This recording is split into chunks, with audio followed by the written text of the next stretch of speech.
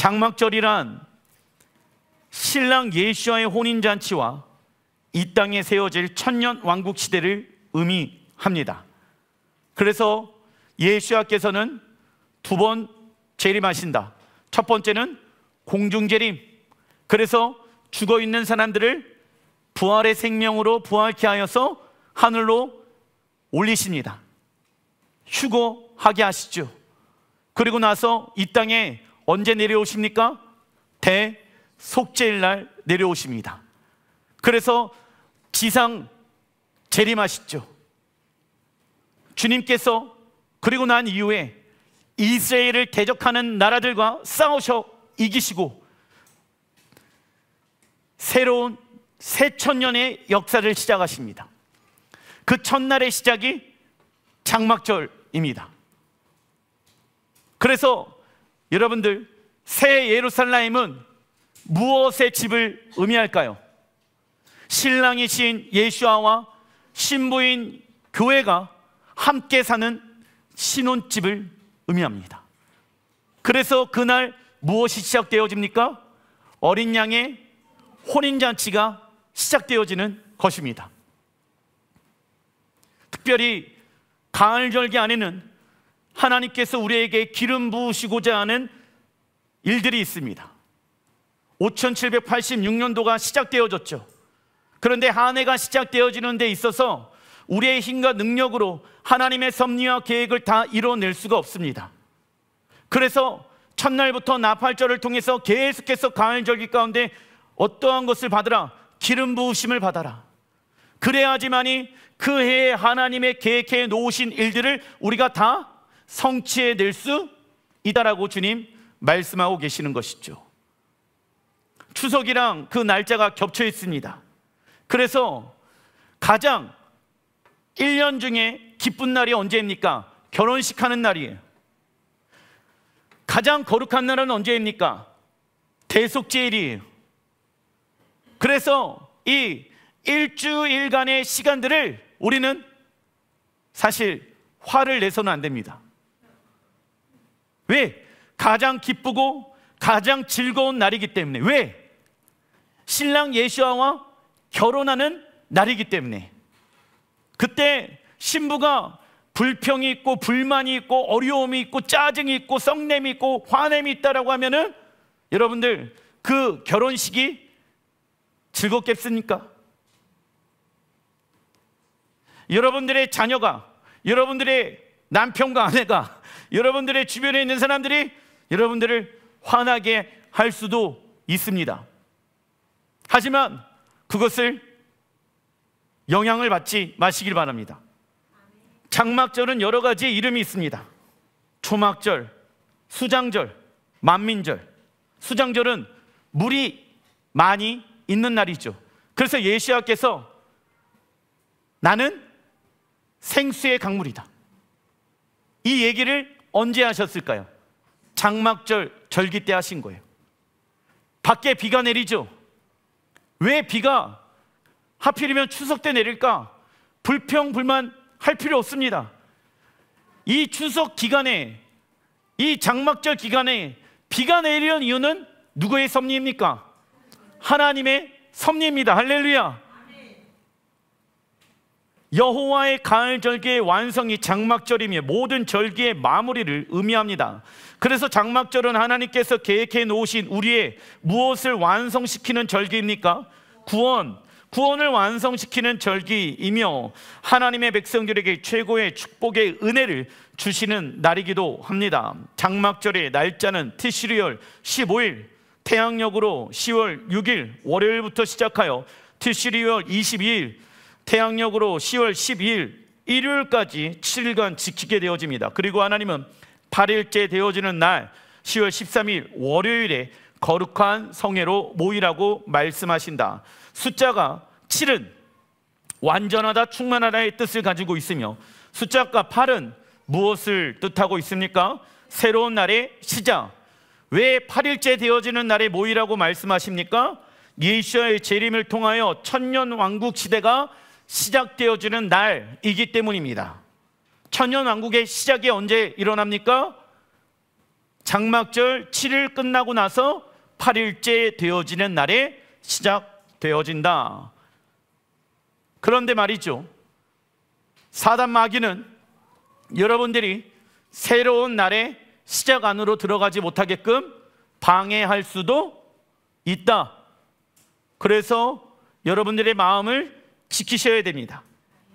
장막절은 가장 밝은 보름달이 뜨게 되어지는 날인데, 가장 밝은 보름달은 충만한 기쁨과 감사가 넘치는 날을 의미한다. 그래서 장막절의 신랑 예수와는 거룩한 신부들과 함께 7일 동안 장막에 거하시며 혼인잔치를 여시며 고통과 슬픔과 애통이 없고 충만한 기쁨과 감사함이 넘치는 날이 될 것입니다. 믿으십니까? 그래서 1년 중에 가장 기쁘고 즐거운 날, 온 인류와 온 이스라엘을 구원케 하는 날이 이 장막절입니다. 따라해 주십시오. 콜 이스라엘 이바샤. 찬양도 있죠. 콜 이스라엘 이바샤. 온 이스라엘에게 구원을. 왜 온이라는 단어가 사용되어집니까? 지금의 이스라엘의 민족이 있고 그 이스라엘 참 감람나무에게 예수야를 통해서 접붙임을 받는 열방 교회들이 있다. 그래서 이를 성경에서는 온 이스라엘이 되어진다. 이방 교회가 이방 교회로 존재하는 것이 아니라 참 감람나무 이스라엘에게 접붙임을 받게 되어졌을 때 온 이스라엘이라고 이야기를 합니다. 그때 온 이스라엘의 구원이 이루어지는 날이기도 합니다. 레위기 23장 34절 같이 한번 읽어보겠습니다. 이스라엘 자손에게 말하여 이르라. 일곱째 달 15날은 초막절이니 여호와를 위하여 이레 동안 지킬 것이라. 이는 내가 이스라엘 자손을 애굽 땅에서 인도하여 내던 때에 초막에 거주하게 한 줄을 너희 대대로 알게 함이니라. 나는 너희 하나님 여호와이니라. 아멘. 장막 또는 초막의 히브리 원어는 수콧입니다. 이 단어는 히브리어 수카에서 나온 복수형입니다. 히브리어 수카의 뜻은 적어놔 주십시오. 임시 거처 또는 장막이라는 뜻을 가지고 있다. 임시 거처이죠. 제가 우리 애들과 함께 이 임시 거처 수카스를 만들었습니다. 그런데 딱 보시기에 어떠합니까? 불안전합니다. 그래서 우리의 인생 또한 아무리 내가 그 집을 잘 지으려고 하더라도 불안전합니다. 아무리 좋은 집에 내가 이사하더라도 사실 그 삶은 예수야가 빠지면 불안전합니다. 그래서 우리는 이 땅에서 어떠한 삶을 살아갑니까? 나그네의 삶을 살아갑니다. 여러분들, 나그네는 항상 무슨 준비를 합니까? 떠날 준비를 합니다. 그리고 삶이 심플합니다. 왜? 언젠가는 떠나야 된다. 주님이 말씀하시면 떠나야 된다. 그렇기 때문에 삶 가운데 여러 가지 복잡한 일들이 많지가 않아요. 삶이 단순해요. 삶이 심플해요. 왜? 주님 말씀하시면 즉시 온전히 기쁜 마음으로 떠나야 하기 때문입니다. 그래서 우리는 점검을 해봐야 돼요. 내가 주님이 즉각적으로 말씀하시면 떠날 준비를 하고 있는가? 나는 어디에 나의 마음의 중심을 두고 있는가? 이 땅에 집을 위해서 살아가고 있는가? 아니면 영원한 하나님 나라의 집을 위해 살아가고 있는가를 점검해 봐야 합니다. 고린도서 5장 1절에 만일 땅에 있는 우리 장막집이 무너지면 우리의 장막집, 우리의 육신은 언젠간 무너진다. 하나님께서 지으신 집, 곧 손으로 지으신 것이 아니요 하늘에 있는 영원한 집이 우리에게 있는 줄 아느니라. 우리의 육체는 임시 거처일 뿐 영원한 처소는 하나님 나라에 있습니다. 하늘에 있는 우리의 영원한 집의 이름은 무엇입니까? 새 예루살렘 성전입니다. 하늘은 하나님의 임재와 능력을 경험할 수 있는 초자연적인 영역이며 영적인 영역이다. 땅은 인간의 혼과 육의 것들이 물질로 이루어진 물질적인 영역입니다. 그래서 하늘에서 이루어진 하나님의 나라는 이 땅과 무엇 되어집니까? 통일되어진다. 하나 되어진다. 에베소서에 보게 되어지면 하늘에 있는 것과 땅에 있는 것들이 에하드, 무엇 되어진다? 하나가 되어질 때가 온다. 그래서 여러분들, 하늘은 거룩하고 영광스러운 거예요. 근데 거룩하고 영광스러운 게 이 땅에 사람의 죄로 인해서 더러워지죠. 그래서 하나님의 나라가 이 땅 가운데 오기 직전에 이 땅에는 무엇이 임하게 되어집니까? 심판이 임하게 되어집니다. 그래서 요한계시록에는 나팔심판, 인심판, 대접심판이 이 땅에 풀어지는 거예요. 심판은 단순히 이 땅을 없애버리는 것을 의미하는 것이 아니라 심판의 히브리어 의미는 무엇이냐면 새로운 날의 시작인 거예요.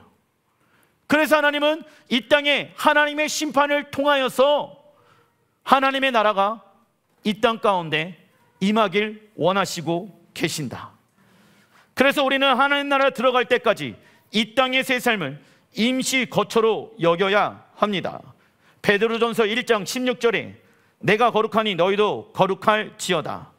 17절 외모로 보시지 않고 각 사람의 행위대로 심판하시는 이를, 여러분들 각 사람의 무엇대로 하나님이 심판하십니까? 행위, 이 행위는 무엇을 말합니까? 하나님의 말씀에 순종하는 모습인 거예요. 십자가 안에서 내가 죽었습니다. 부활의 능력으로 다시 태어났습니다. 이제부터 우리 예수를 믿는 사람들은 내 육체에 의해 살아가는 자가 아니라 이제부터 하나님이 원하시는 하나님 말씀에 순종하는 삶을 살아가야 됩니다. 목사님 왜 그렇게 살아갑니까? 여러분들, 우리는 하나님 나라의 백성으로 다시 태어났습니다. 그러면 내가 하나님 나라의 백성이라고 믿는다라고 하면 하나님 나라의 법도를 따라가는 것이 옳은 것입니다. 믿으십니까? 이것은 구원을 받기 위해 행하는 것이 아니죠. 저는 행위구원론을 여러분들에게 가르치는 것이 아닙니다. 내가 예수를 믿었다라고 하면 육으로 살았던 나는 십자가에 죽었습니다. 내가 이제 육체 가운데 살아가는 것은 나를 위하여 십자가에 죽으신 하나님의 아들을 믿는 믿음 안에 살아가는 것입니다. 그래서 우리는 세상에 나아가서 하나님의 말씀에 순종함으로 빛과 소금의 역할을 감당해야 될지라 믿습니다. 외모로 보시지 아니하고 각 사람의 행위대로 심판하시는 이를 너희가 아버지라 부른즉 너희가 나그네로 있을 때를 두려움으로 지내라. 우리를 뭐라고 표현하고 있습니까? 나그네. 우리는 이 땅에서 나그네로 살아가는 훈련, 즉 적어놔 주십시오. 주인 바꾸는 훈련해야 한다. 나그네는 영원한 하나님 나라를 위해 살아갑니다. 나그네의 삶은 세상에 안주할 곳이 없어도 더 나은 본향을 사모해야 하며 언제든지 고향에 갈 준비해야 합니다. 그래서 우리는 이 땅에 살면서 세상 이들의 가치에 집중하며 살아가는 자가 아니라 하나님 나라에 관심을 두며 살아가는 자가 되어야 할지라 믿습니다. 하나님의 나라에 관심을 두며 살아가는 자는 자기를 부인해야 하며 자기 십자가를 짊어 메어야 합니다. 그 결과 그는 무엇을 얻게 되어집니까? 하나님 나라입니다. 그리고 내가 거룩하니 너희도 거룩하라 말씀하고 있습니다. 신부가 거룩을 사모한다는 것은 거룩하신 예수를 사모하는 것과 같습니다. 거룩한 기준은 무엇이 되어야 합니까? 하나님의 말씀이 되어야 하며 종교적인 행위를 한다고 해갖고 기도하고 예배드리는 그런 행위로 거룩해지는 것이 아니라 우리의 삶이 하나님의 말씀에 의해 살아가게 되어졌을 때 우리의 삶은 거룩해지는 것입니다. 목사님, 그렇게 살아가는 것은 너무 힘들어 보입니다. 아직도 그 사람은 예수와의 거룩한 아름다움을 모르고 있는 사람이에요. 여러분들, 그 예수와의 이름 안에는 그래서 천사들이 뭐라고 외칩니까? 당신은 거룩하신 분이십니다. 거룩한 삶을 살아간 예수와의 모습을 보면서 천사들은 당신은 거룩하신 분이십니다. 그래서 거룩한 삶은 사실 굉장히 아름다운 삶이에요. 근데 어떤 사람은 거룩한 삶을 살아가는 이들을 향해 왜 저렇게 힘들게 살아가. 이해가 안 돼. 참 힘들겠다. 참 어렵겠다. 아니죠.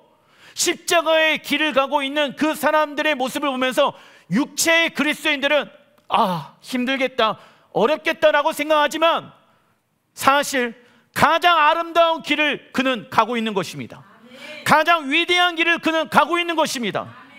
육체로 평가하지 마십시오.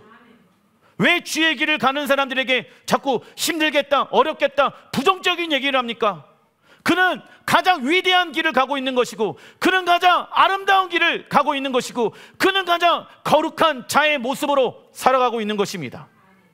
우리는 그러한 삶을 세상 사람들에게 보여줘야 합니다. 너 왜 그렇게 주를 위해 살아가니?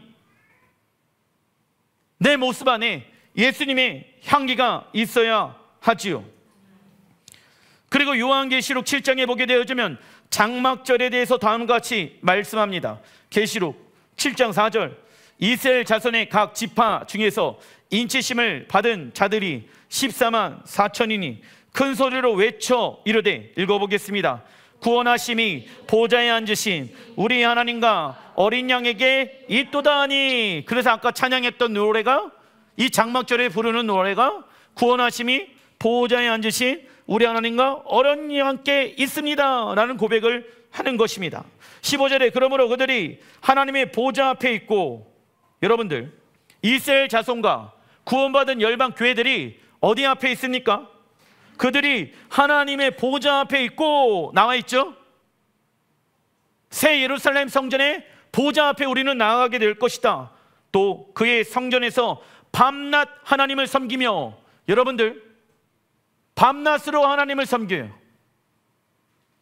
목사님 2시간 예배하고 찬양하는 것도 힘든데 주를 앙망하는 자들에게 새 힘을 주실 줄 믿습니다. 하늘의 영광을 경험하잖아요. 그러면 새로운 능력과 기름 부으심과 힘이 생기게 되어지는 거예요. 왜? 밤에 봤던 그 예수님의 형상과 낮에 봤던 예수님의 형상이 시간이 지나면 지날수록 다른 거야. 어제 경험했던 하나님의 영광과 오늘 경험했던 하나님의 영광과 내일 경험한 하나님의 영광이 같을 수가 있다 없다? 왜요? 그분은 영원하신 분이시기 때문에. 그래서 우리의 신앙은 어제랑 오늘이 달라야 됩니다. 오늘과 내일이 달라야 됩니다. 그래서 그 영원하신 성품을 영원토록 닮아갈 수 있는 사람이 되어야 합니다. 그래서 보좌 가운데 나아가서 할 수 있는 것은 그분의 아름다우심을 바라보면서 그분은 거룩하신 분이십니다. 외치게 될 것입니다. 보좌에 앉으시니가 그들 위에 장막을 치시리니. 여러분들 그들 위에 무엇을 치십니까? 장막을 치시리니. 이 장막을 치는 시기가 언제입니까? 장막절인 거예요.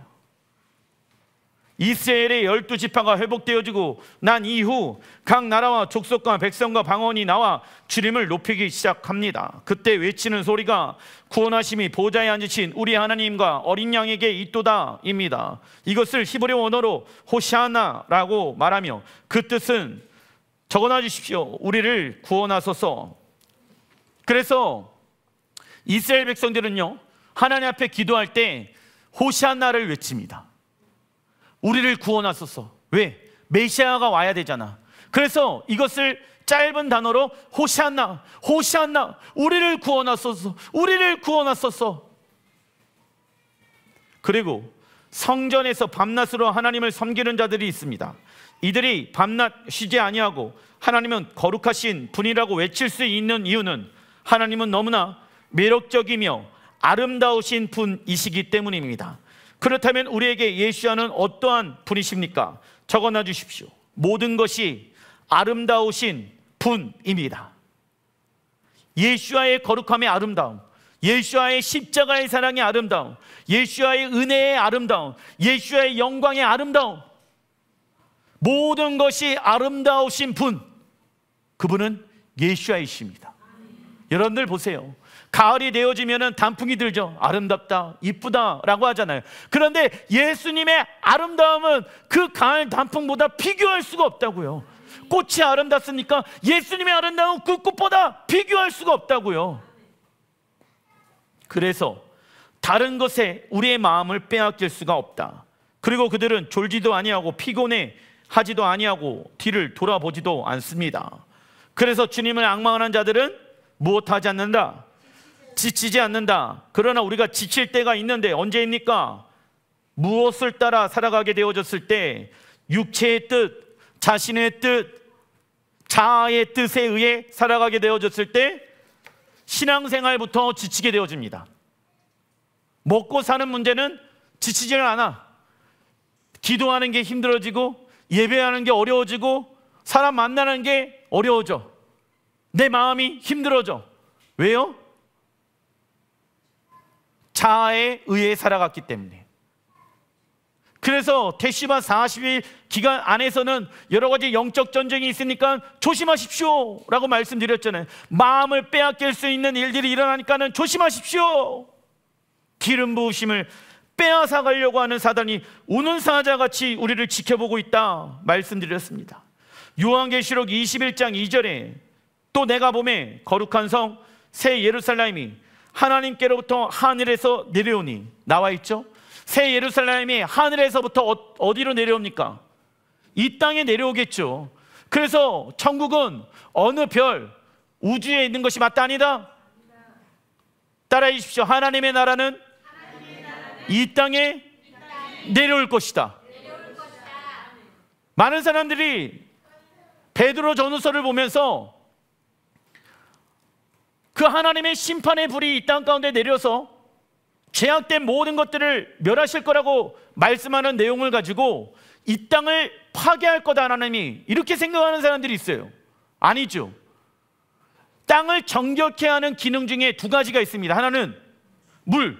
그런데 이 물의 심판을 통해서 노아 때 내가 다시는 물로 심판하지 않겠다.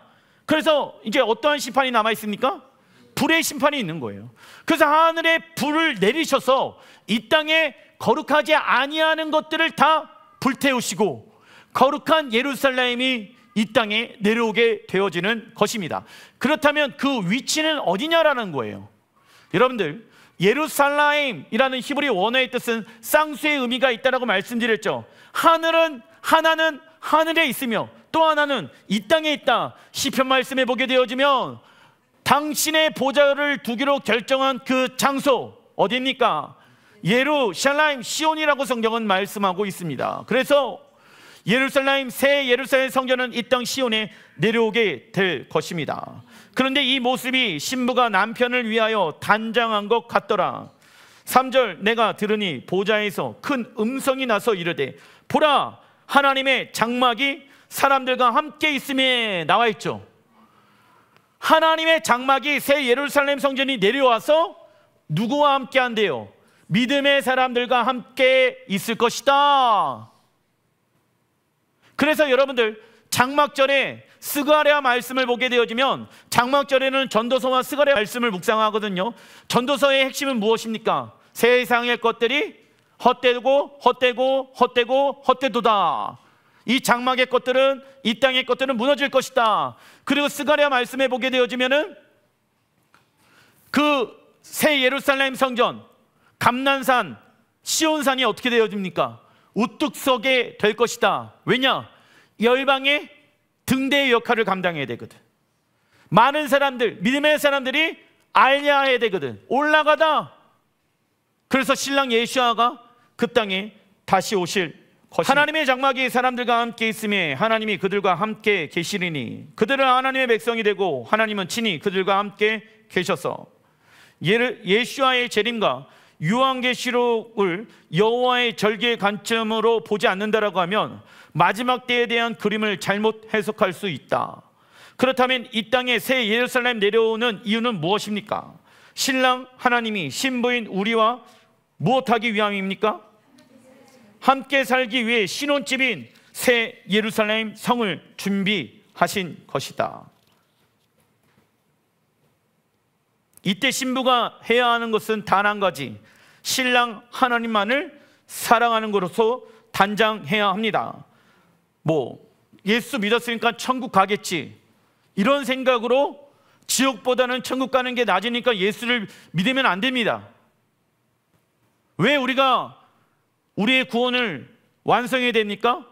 우리의 신랑 예수아가 곧 오신다. 나는 그분과 함께 새 예루살렘 성전에서 영원히 살 것이다. 다른 동기들은 예수와의 십자가에 못 박아야 합니다. 그런데 어떤 이는 육체의 자아를 죽이고 하나님의 말씀에 순종하는 것을 기껏해야 천당에서 상급이 큰 사람이라고만 생각해버리며 이를 중요하게 생각하지 않는다. 그러나 성경은 믿음과 행함, 이 두 가지가 다 있어야지 무엇이라고 말합니까? 믿음이라고 말하고 있습니다. 믿음으로 구원을 얻었기 때문에 마음껏 죄를 지으며 살아도 구원을 얻는다는 논리는 스스로에게 속고 있는 것입니다.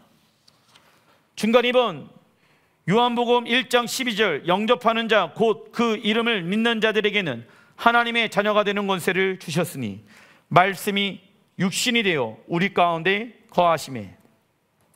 예시하는 말씀이 육신이 되어 우리 가운데 거하셨습니다. 거하시다, 헬라어 언어를 보니까 스캔노스, 뜻은요, 적어놔 주십시오. 장막입니다. 그래서 이 헬라어 원어로 해석하게 되어지면 예수께서 우리 가운데 장막을 치시기 위해 오셨다 입니다.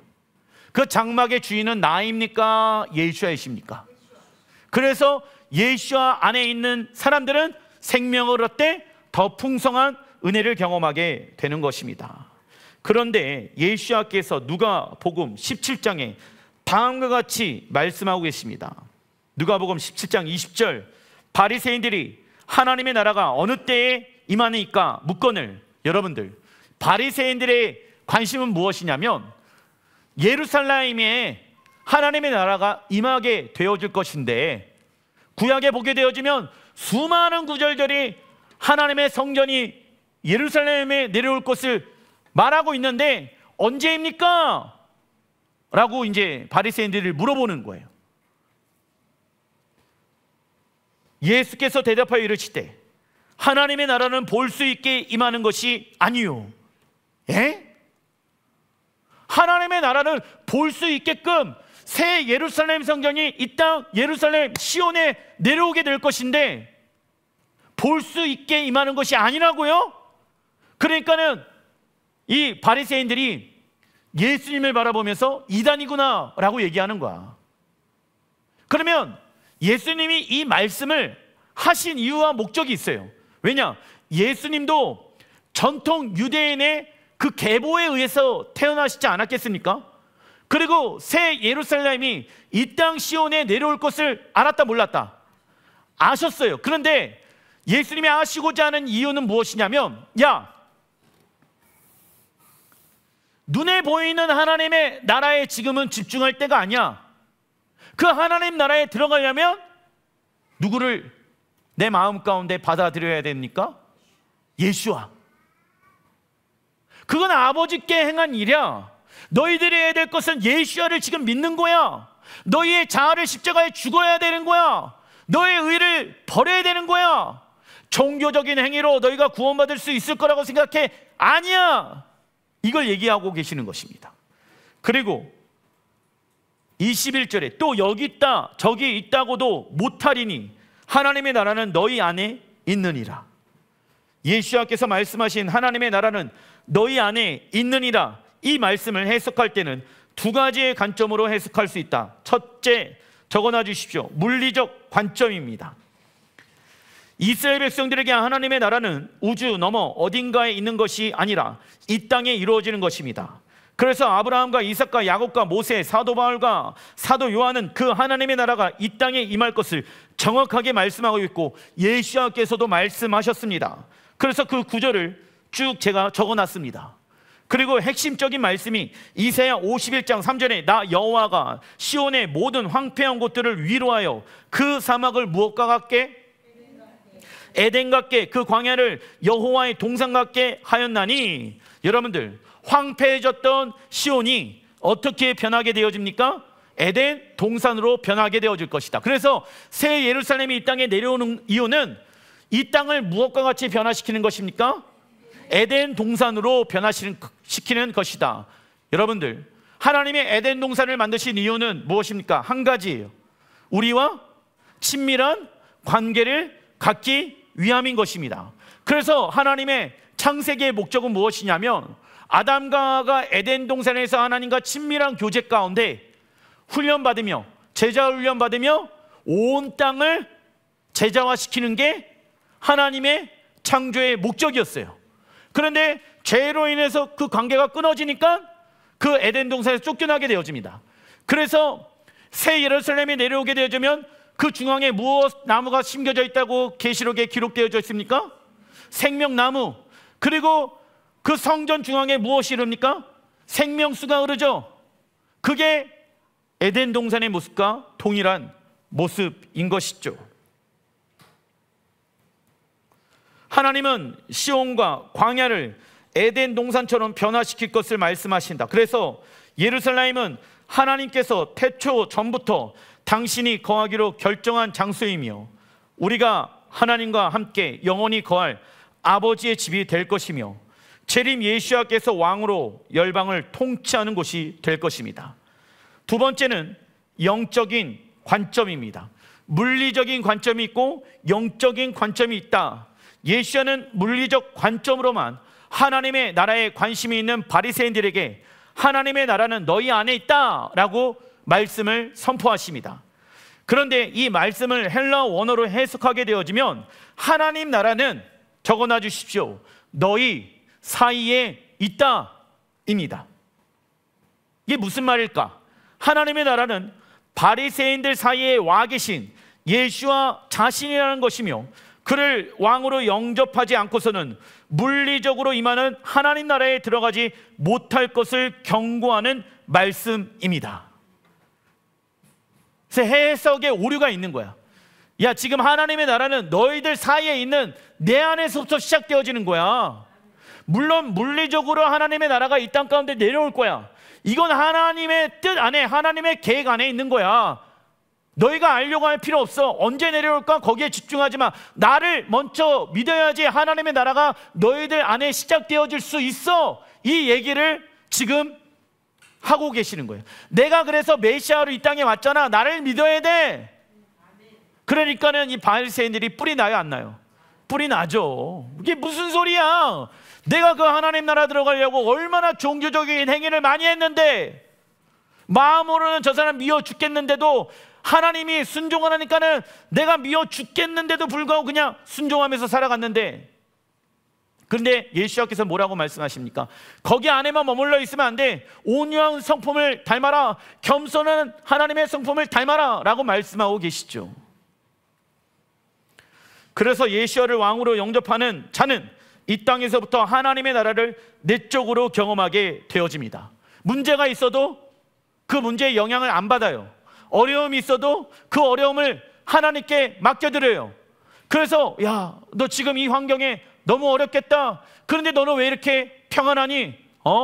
하나님의 나라가, 예수야가 내 안에 거하시고 계시기 때문이다. 단락 2번, 대속죄일이 끝나자마자 이스라엘 백성들은 장막절을 준비하기 위하여 장막을 치며 4가지 종류의 가지를 준비하게 되어집니다. 아르밤 미님입니다. 그 이유는 물과 비를 열매 맺게 하시는 분이 하나님이시라는 것을 기억하기 위함입니다. 그래서 우리는 생수의 근원 되신 하나님과 분리되면 우리는 더 이상 살아갈 수 없는 존재라는 것을 깨달아 알아가야 한다. 이 앞에 보시면 4가지의 종류, 아르밤 미님이 있죠. 근데 사실 원래 이제 하나가 이렇게 길쭉하게 있어야 될 그게 있는데 그건 없어요. 왜냐하면 그건 이스라엘에서만 나거든. 요르단이랑 이스라엘이 중동 지역에 나니까 최대한 한국 안에서 구할 수 있는 비슷한 내용의 4가지의 식물을 구하였습니다. 그리고 나서 이 식물을 들면서 앞으로 2번, 뒤로 2번, 오른쪽으로 2번, 왼쪽으로 2번, 위로 2번, 아래로 2번. 무엇을 얘기하는 것입니까? 하나님의 생수의 강물이 온 열방 가운데 흐르게 하여 주십시오. 그런데 이 4가지의 식물 안에는 하나님이 담겨 놓으신 영적인 의미가 있다. 그래서 너희들의 삶은, 너희들의 열매는 어디에 지금 집중하고 있는가를 한번 보아라. 생수의 근원 되신 예수와께 너희들의 마음의 뿌리가 깊게 내리지 않는다라고 하면은 잘못된 육체의 열매를 맺게 될 것이다. 그래서 점검하라. 왜냐? 장막절은 가을 절기 때 거두어들인 그 곡식을 창고에 보관하는 절기이거든. 그래서 이 보관되어진 열매를 통해서 1년 동안 먹고 살 수 있는 것입니다. 그런데 잘못된 열매를 창고에 두게 되어지면 썩게 되어지고 곰팡이가 일어나게 되어지고 1년 동안 내 삶이 어려워질 수 있기 때문에 그것을 말씀하고 계시는 것이죠. 그 내용이 레위기 23장 40절에 기록되어져 있습니다. 첫날에는 너희가 아름다운 나무 실과와 종려나무 가지와 무성한 나무 가지와 신의 버들을 취하여 너희 하나님 여호와 앞에서 이래 동안 즐거워할 것이니라. 첫째, 종려나무 가지의 특징은 식물은 맛이 있지만 향기가 없다. 이는 하나님 말씀에 대해서는 알고 있어요. 그러는데 무엇은 하지 못하고 있는 것이다. 순종하지 못하는 사람을 뜻한다. 머리로는 알아요. 목사님 알고 있어요. 그런데 뭐가 안 돼요? 순종하지 못하는 사람. 그래서 그런 사람을 하나님은 무슨 가지다? 종려 나무 가지이다. 따라해 주십시오. 알고 있는 하나님의 말씀을 마음 가운데 새기며 마음 가운데 새긴 그 말씀을 우리의 발로 우리의 손으로 순종하자. 하나님의 말씀을 깨달아요. 근데 깨달았던 그 하나님의 말씀, 예수야가 메시아라는 것을 알아요. 그런데 그 깨달은 믿음들이 내 마음 가운데 새겨져야 됩니다. 근데 어떤 사람은 이게 평생 걸려. 근데 어떤 사람은 자기가 절망적인 존재라는 것을 알기 때문에 3초 만에 깨달아. 어떤 사람은 30년 걸려. 근데 깨달은 것 안에만 머물러 있으면 안 된다. 우리의 손과 발로 순종의 열매를 맺어야 될지라 믿습니다. 둘째, 무성한 가지의 특징은 향기는 있지만 맛이 없습니다. 이는 남을 도와주는 선행의 모습은 있지만 뭐냐? 종교적인 행위의 모습은 있어요. 교회는 다녀요. 크리스찬 같아요. 하지만 적어놔 주십시오. 하나님의 말씀이 없는 사람입니다. 선행을 하는 모습은 있지만 자신의 의로움으로 하나님의 나라에 들어갈 수 없습니다. 하나님의 말씀이 없는 사람. 셋째, 버드나무 가지의 특징은 향기도 없고 맛도 없다. 이는 하나님의 말씀도 모르고 순종하지 않는 사람. 이 사람들이 제일 위험한 상태의 사람. 나는 신이 있다는 것을 안 믿어. 세상에서 가장 교만한 사람들 중에 한 사람. 넷째, 좋은 나무 열매는 좋은 향기와 가시를 가지고 있습니다. 이는 하나님을 아는 지식과 지혜가 풍부하여 하나님의 말씀에 순종하는 사람 뜻합니다. 이처럼 우리의 구원은 예수와의 십자가의 사건으로 시작되어졌다. 그 믿음의 증거로 어떠한 열매를 맺어야 됩니까? 구원의 열매. 그러나 성령의 열매, 즉 구원의 열매를 구하게 되어졌을 때에는 즉시 그 열매를 받을 수 있다 없다? 없습니다. 왜냐하면 성령의 열매는 우리가 하나님의 말씀을 따라 살아가게 되어졌을 때 맺게 되어지는 열매이기 때문입니다. 성령의 열매는 그래서, 구원의 열매는 그래서 하나님과 인격적인 관계를 통하여서, 할렐루야, 맺어지는 열매인 거예요. 내가 얼마나 하나님의 형상을 닮았는가, 그래서 내 안에 얼마나 사랑의 열매가 많고, 내 안에 충성의 열매가 많고, 내 안에 얼마나 인내의 열매가 있고, 내 안에 얼마나 온유의 열매가 있고, 오래 참음의 열매가 있는지를 점검해 봐야 하는 것입니다. 이 모든 구원의 열매는 하나님과 인격적이고 친밀한 관계를 맺음으로 맺을 수가 있는 것입니다. 자연스럽게 맺어지는 것이 아니죠. 자연스럽게 맺어지는 것은 무슨 열매이다? 육체의 열매다. 여러분들, 추석 때 동안 그냥 집에 가만히 있어 보십시오. 육체의 열매가 주렁주렁 맺게 될 것입니다. 가만히 있는데 무슨 열매를 맺는다고요? 육체의 열매를 맺게 되어집니다. 가만히 있다 보면 재미난 거 없나? 좋은 거 없나? 이런 생각을 하게 계속 TV만 보고 먹고 마시고 이러면 있어요. 이러면 안 돼. 말씀 봐야 돼. 기도해야 돼. 예배 드려야 돼. 그 생각을 해야지 그렇게 가지. 가만히 있으면 죄짓게 되어집니다. 그리고 예수와께서는 이 4가지의 식물을 인용하여 다음과 같이 말씀합니다. 누가복음 8장 11절, 씨는 하나님의 말씀이요. 씨는 하나님의 말씀이에요. 12절, 길가에 있다는 것은 말씀을 들은 자니 이에 마귀가 가서 그들이 믿어 구원을 얻지 못하게 하려고 말씀을 그 마음에서 빼앗는 것이요.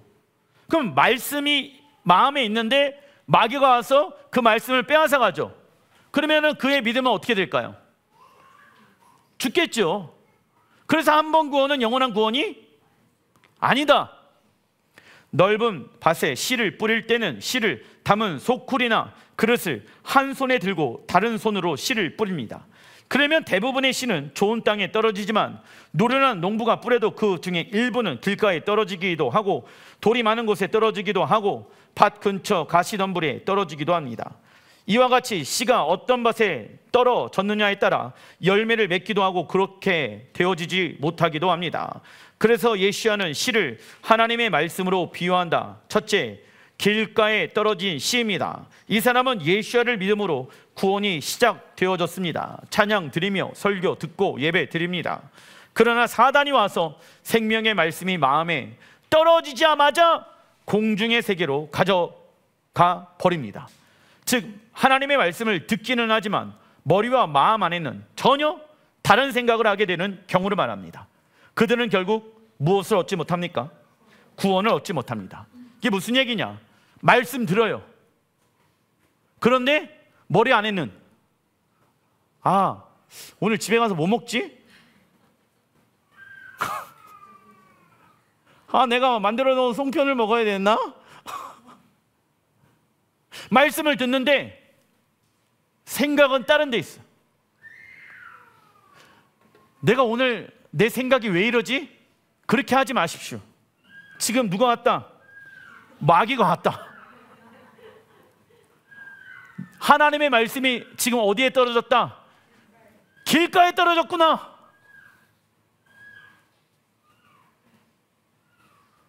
아시겠죠? 둘째, 돌짝밭에 떨어진 씨입니다. 누가복음 8장 13절에 바위 위에 있다는 것은 말씀을 들을 때 기쁨으로 받으나 뿌리가 없어 잠깐 믿다가 시련을 당할 때에 배반하는 자요. 이들은 초기에 말씀을 기쁨과 도전으로 받습니다. 말씀이 너무 좋다. 맞아. 이렇게 살아야 돼. 이것이 축복의 말씀이구나.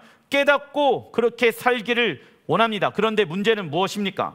잠시 후 시련이 왔을 때 이 씨앗이 돌짝밭에 뿌려졌기 때문에 뿌리를 내리지 못하게 되어 결국 메말라서 죽게 되어집니다.